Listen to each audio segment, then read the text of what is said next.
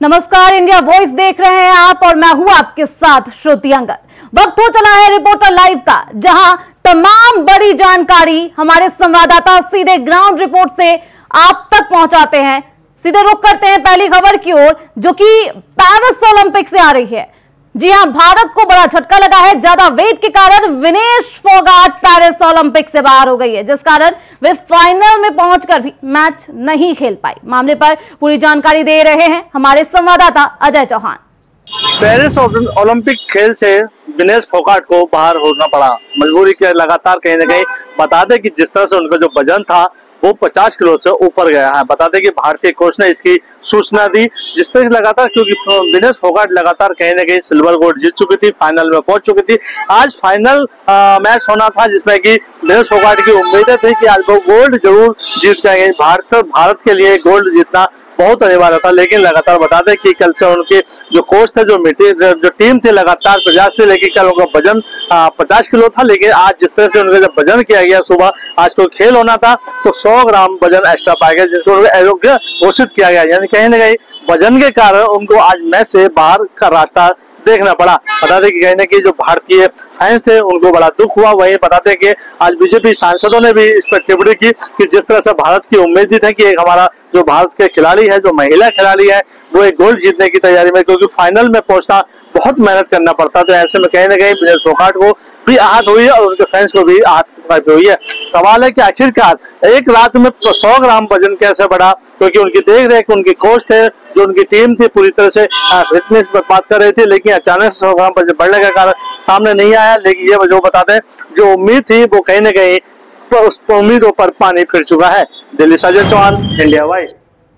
Reporter live में बढ़ते हैं आगे। उत्तर प्रदेश के सीएम योगी आदित्यनाथ का अयोध्या दौरे का दूसरा दिन रहा। इस बीच सीएम ने परमहंस रामचंद्र दास महाराज के समाधि स्थल पर पुष्पांजलि भी अर्पित की। दौरे में क्या कुछ खास रहा, बता रहे हैं हमारे संवाददाता विनय मिश्रा।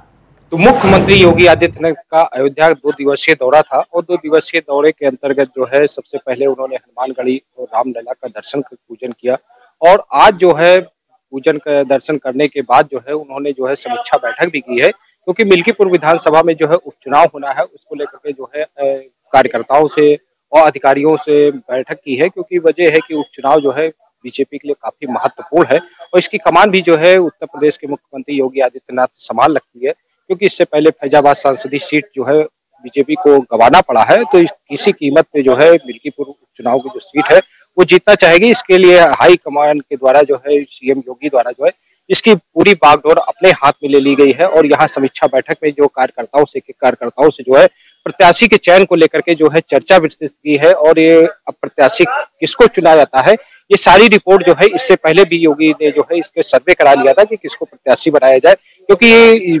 सपा जो है पूरी भी दम से वो भी इस सीट को किसी कीमत पे खोना नहीं चाहेगी, क्योंकि वजह है कि मिल्कीपुर की सीट जो है वो सपा के खाते में थी और इस बार जो है बीजेपी और सपा की जो टक्कर है वो बराबर की देखने को मिलेगी। तो इसी वजह से जो है सीएम योगी ने कमान संभाल ली है और आज यहाँ पे जो है परमहंस के मूर्ति का अनावरण करने भी पहुंचे थे और पुष्पांजलि अर्पित की है, और यहाँ से फिर उसके बाद सीधे अम्बेडकर नगर निकल गए। लेकिन दिलचस्प होगा, यहाँ उत्तर प्रदेश में जो चुनाव होने वाला है मिल्कीपुर का, वो काफी अहम माना जा रहा है। सहयोगी रमेश पांडे के साथ Vinay Mishra, India voice. Reporter live में बढ़ते हैं आगे। देवभूमि की राजधानी में आज सचिवालय में सीएम धामी ने सचिव समिति की बैठक में शिरकत की है। बैठक में क्या कुछ खास रहा, बता रहे हैं हमारे संवाददाता अभय कैंतुरा। सचिवालय में आज सचिव समिति की पहली बैठक यहाँ पर हुई। मुख्यमंत्री पुष्कर सिंह धामी इस बैठक में सम्मिलित हुए और शासन स्तर के अधिकारियों का जो कार्य मैप है, जो कार्य योजना है, उनको जानने का काम यहाँ पर किया गया। पहले मुख्यमंत्री पुष्कर सिंह धामी ऐसे यहाँ पर है जिनके द्वारा सचिव समिति की बैठक में प्रतिभाग यहाँ पर किया गया।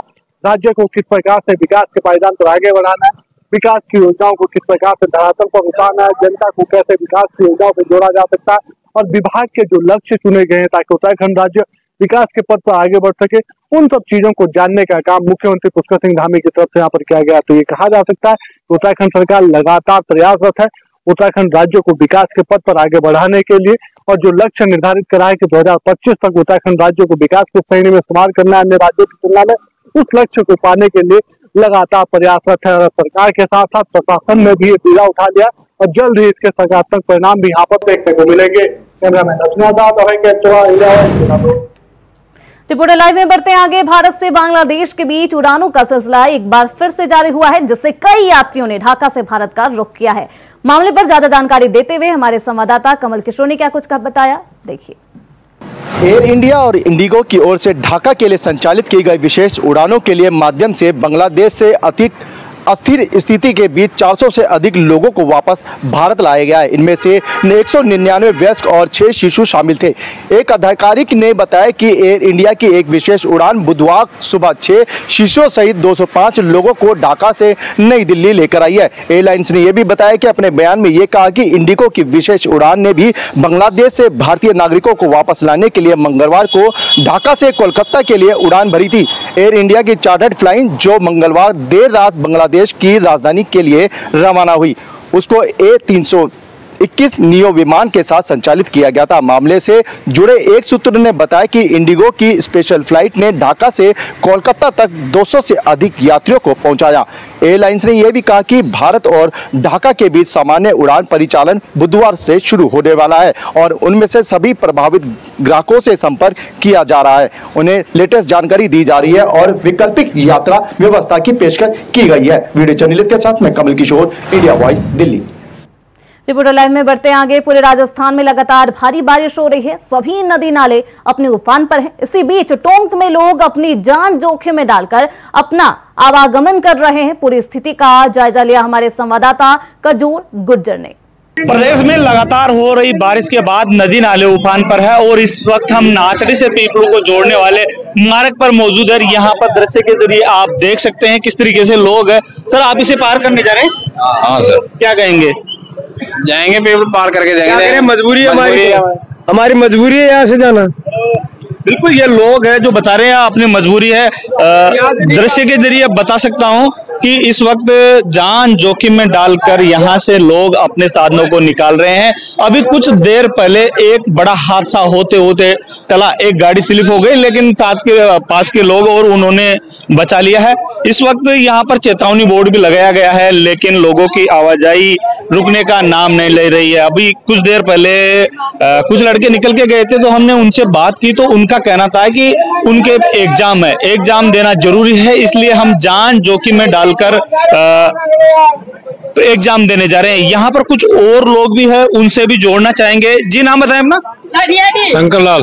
शंकर लाल जी, क्या कहेंगे आप जान जोखिम में डालकर ये नाला पार किया? गलत है, लेकिन परिस्थिति वजह से क्या जाना आना पड़ रहा है, क्योंकि हमारे तो मीटिंग है जयपुर, उसमें जाना था अनिवार्य। बात करें, काफी समय से, लंबे समय से इसकी मांग रही है, तो ये यहाँ पे पुलिया पे या क्या कहेंगे? प्रशासन की अनदेखी है। कम से कम एक पुलिया तो होनी चाहिए पीपलों के अंदर। भाई एक तो कंप्लीट होना, हर साल समस्या आती है। बात करें यहाँ पे हादसों की, तो कितने हादसे अब तक हो चुके हैं यहाँ पे? इसमें आए दिन देखो बगड़े वाले रप्टे में है ना, जो अभी एक आदमी को निकाला है, इसमें भी कई लोगों को पकड़ पकड़ के निकाले हैं।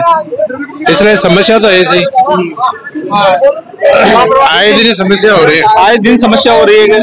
हाँ, आए दिन रोज ही ना की समस्या तो लोग हैं जिनको लगातार परेशानी, मजबूरी बताकर पार कर रहे हैं, लेकिन हम भी यही कहते हैं कि आपकी जीवन से ज्यादा कोई मजबूरी नहीं है। आप देख सकते हैं तस्वीरों के जरिए युवा जान जोखिम में डालकर पार करते हुए नजर आ रहे हैं। यहाँ पर महिलाएं हैं, अन्य साधन हैं, सहित अन्य लोग यहाँ पर लगातार एक के बाद एक पार करते हुए नजर आ रहे हैं। ये देखो, अभी फिर उधर से आ रही है, इधर से जा रही है, लेकिन सबसे बड़ी बात यह है कि यहाँ पर प्रशासन की तरफ से कोई रोकने वाला नहीं है। अगर कोई बड़ा हादसा होता है तो जिम्मेदार कौन होगा? कजोर गुजर, India voice, talk. Reporter live में वक्त हो चला है छोटे से ब्रेक का। ब्रेक के बाद जल्द लौटेंगे।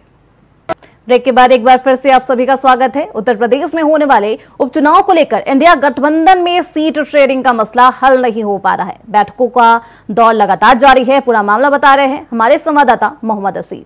इंडिया गठबंधन यानी समाजवादी पार्टी और कांग्रेस के बीच सीट बंटवारे को लेकर फंसता पेच अब नासूर बनता दिख रहा है। सीट शेयरिंग को लेकर कांग्रेस और समाजवादी पार्टी के नेताओं के बीच सहमति नहीं बन पा रही है। ऐसे में जब दोनों के बीच सहमति नहीं बनेगी तो माना यह भी जा रहा है कि कांग्रेस और समाजवादी पार्टी की राह भी जुदा हो जाएगी।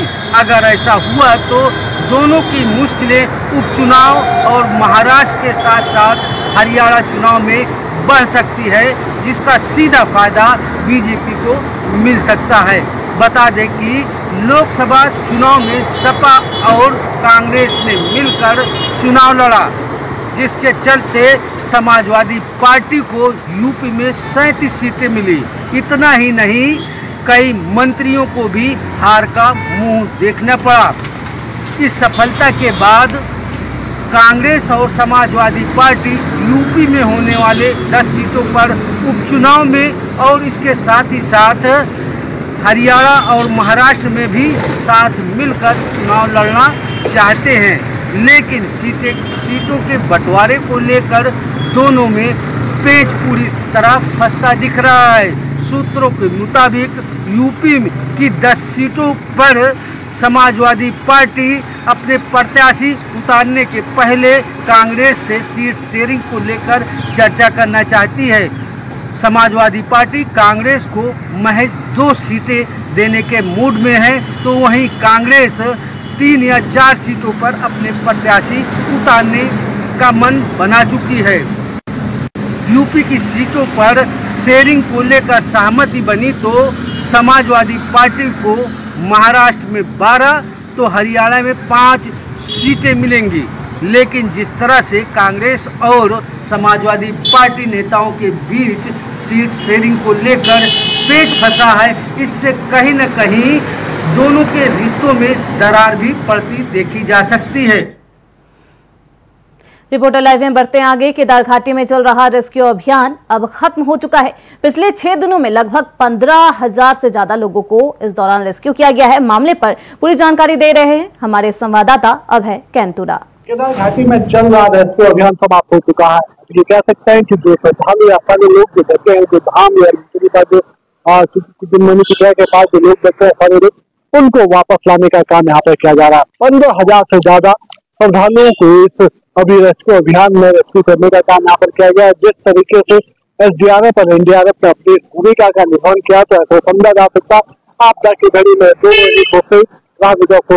एक देवदूत बनकर यहाँ पर आई थी। जिस प्रकार से उन्होंने काम किया, सभी लोग इनकी तारीफ करते हुए नजर आ रहे हैं। SDRF और NDRF की तरफ से लगातार केदार घाटी में जो रेस्क्यू अभियान था उसको अंजाम देने का काम किया गया। 15,000 से ज्यादा लोगों को सकुशल सुरक्षित स्थानों पर लाने का काम किया गया। इस दौरान ये कह सकते हैं न किसी के हताहत होने की सूचना यहाँ पर मिली और न ही किसी जान माल का कोई बड़ा नुकसान वहां पर देखने को मिला। ये कहा जा सकता है कि अब इसके बाद SDRF के बाद जो फोर्सेज हैं, चाहे आप प्रशासन या जिला प्रशासन, वो केदारनाथ धाम की यात्रा को पुनः सुचारू रूप देने का काम यहाँ पर कर रहे हैं। आज से हेली सेवा शुरू हो चुके हैं। अगले 1 सप्ताह के बाद जो पैदल मार्ग है वो भी दुरुस्त करने का काम वहाँ पर कर दिया जाएगा और जल्द ही केदारनाथ की जो यात्रा वापस प्रारंभ हो पाएगी। कैमरामैन रिपोर्टर लाइव में बढ़ते आगे। लखनऊ में पोस्टर पर विवाद थमने का नाम नहीं ले रहा, लेकिन फिर एक बार अयोध्या कांड को लेकर राजधानी में पोस्टर लगे हैं जो सियासी पारा बढ़ा रहे हैं। पूरा मामला बता रहे हैं हमारे संवाददाता मोहम्मद आसिफ। यूपी के अयोध्या में हुए गैंगरेप मामले में चल रहे पोस्टर वार को लेकर अब ईंट का जवाब पत्थर से देने की कोशिश की गई है। योगी सरकार को पोस्टर लगाकर घेरा गया है और साथ ही साथ यूपी में हुए महिलाओं के साथ बलात्कार जैसी घटनाओं का भी जिक्र किया गया है। इस पोस्टर वार से सियासत और भी गर्म हो गई है। बता दें कि बीते दिनों यूपी के अयोध्या में किशोरी के साथ गैंगरेप का मामला सामने आया था।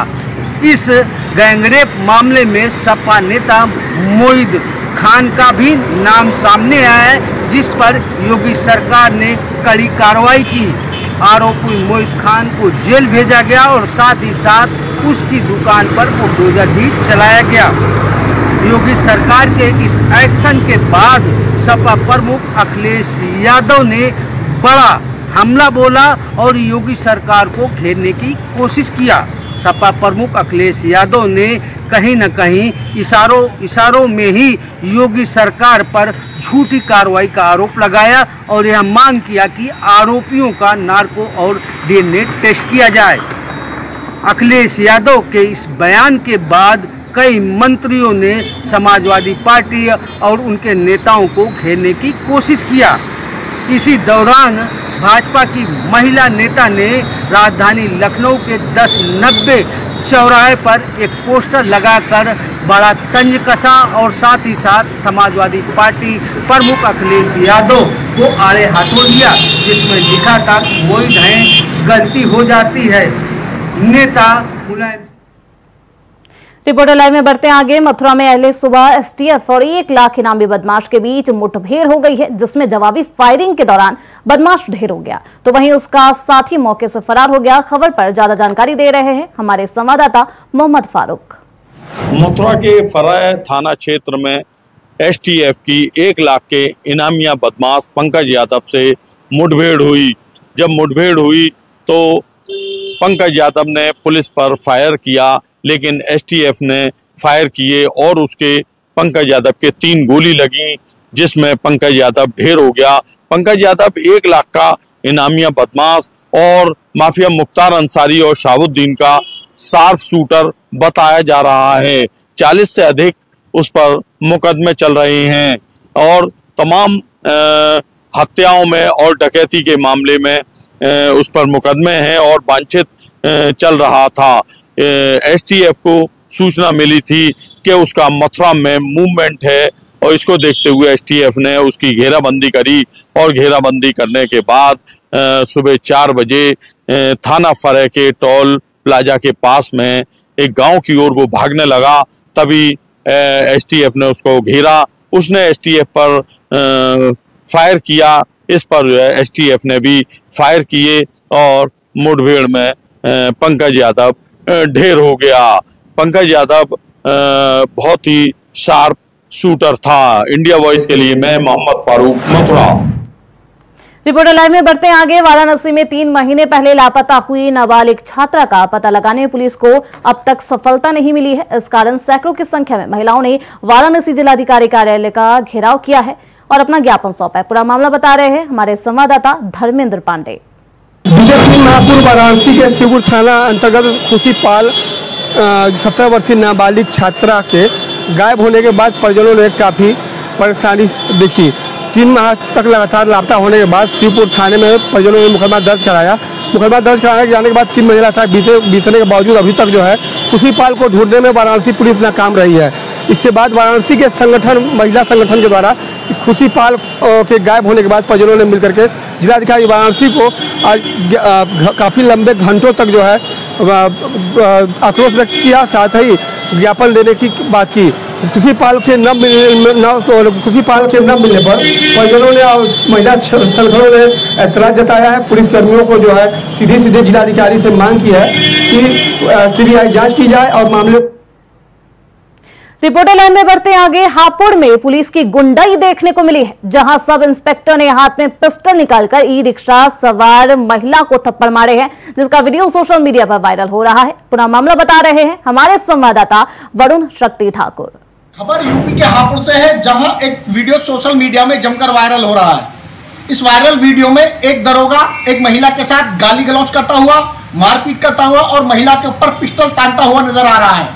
आपको बता दें पूरा मामला हापुड़ देहात के मेरठ रोड का है, जहां कार सवार एक दरोगा की किसी बात को लेकर महिला से कुछ कहासुनी हो जाती है और उसके बाद कार सवार दरोगा बाहर उतर कर आता है, महिला को सबके सामने भद्दी गालियां बकता है, महिला के साथ मारपीट करता है और उसके ऊपर पिस्टल तान देता है।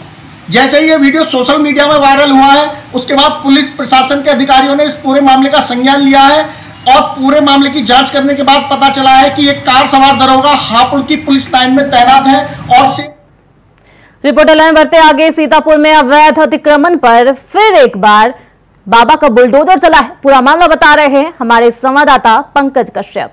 सरकार में लगातार बाबा जी का बुलडोजर जारी है। आपको बता दें कि सीतापुर के एक कोट चौराहे से मन्नी चौराहे तक अवैध अतिक्रमण को हटाया गया, जिस पर वही जिनका दुकानें टूटी उनका नुकसान भी हुआ, तो वहीं दूसरी तरफ जो राहगीर आना जाना रहता था उनको इसमें सहूलियत मिली है। तो आए दिन हमेशा जाम लगी रहती थी चौराहे पर, जिसको लेकर आज प्रशासन ने बुलडोजर चलाया है और दुकानदारों के जो चौबूतरे बने थे और अवैध तरीके से टीनें लगा रखी थी उसको पूरी तरीके से हटाकर उसको साफ कर दिया गया है। और सीतापुर आए दिन लगातार इसी तरीके से अतिक्रमण जारी रहेगा। सहयोगी सीएम के साथ Pankaj Kashyap, India wise. Reporter live में बढ़ते आगे। बलरामपुर में सीएमओ के निर्देश पर जिले में अवैध रूप से चल रहे सभी फर्जी हॉस्पिटल, जच्चा बच्चा केंद्र, क्लिनिक और मेडिकल स्टोर पर स्वास्थ्य विभाग का एक्शन शुरू हो गया है। पूरी खबर बता रहे हैं हमारे संवाददाता अशोक पाल। इस वक्त हम मुख्य चिकित्सा अधिकारी कार्यालय पर मौजूद हैं। हालांकि लगभग एक हफ्ते से स्वास्थ्य विभाग के द्वारा पूरे ज़िले में लगातार फर्जी डॉक्टरों के खिलाफ छापेमारी कार्रवाई हो रही है।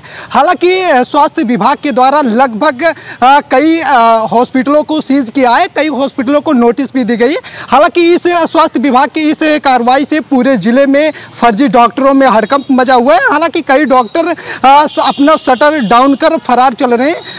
जब मेरी बात अपर मुख्य चिकित्सा अधिकारी से हुई तो उनका साफ तौर पर कहना है कि जिले में जितने भी फर्जी हॉस्पिटल चल रहे हैं उनके खिलाफ लगातार टीम गठित करके छापेमारी कार्रवाई। रिपोर्टर लाइन में बढ़ते आगे। बांदा से एक दिल दहला देने वाला मामला सामने आया है, जहां एक युवक ने डीआईजी ऑफिस के बाहर अपना गला काट लिया। पूरी खबर बता रहे हैं हमारे संवाददाता संदीप कुमार।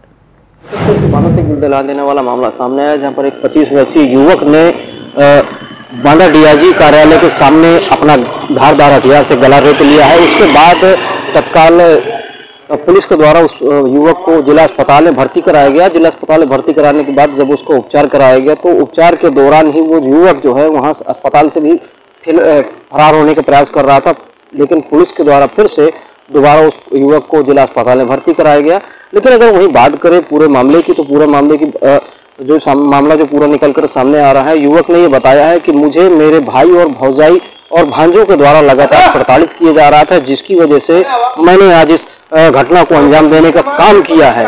लेकिन सबसे बड़ी बात यह है, जब डॉक्टर की अगर बात करें तो जिस डॉक्टर के द्वारा उस युवक का, घायल युवक का इलाज किया गया था, उस डॉक्टर के द्वारा ये बताया गया है कि जो रिपोर्टर लाइव में आज के लिए बस इतना ही। देखते रहिए इंडिया वॉइस।